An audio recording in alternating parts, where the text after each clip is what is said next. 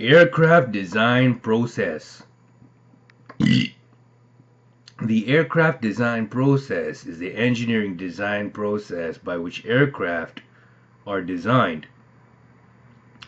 These depend on many factors such as customer and manufacturer demand, safety protocols, physical and economic constraints.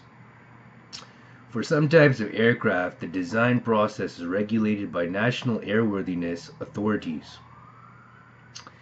This article deals with powered aircraft such as airplanes and helicopter designs. Aircraft design is a compromise between many competing factors and constraints and accounts for existing designs and market requirements to produce the best aircraft.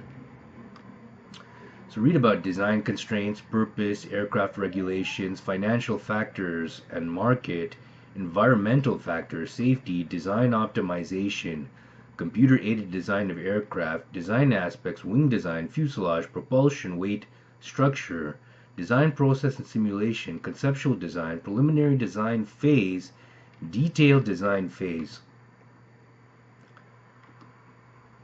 Read all about aircraft design process. Aircraft design process. Aircraft design process.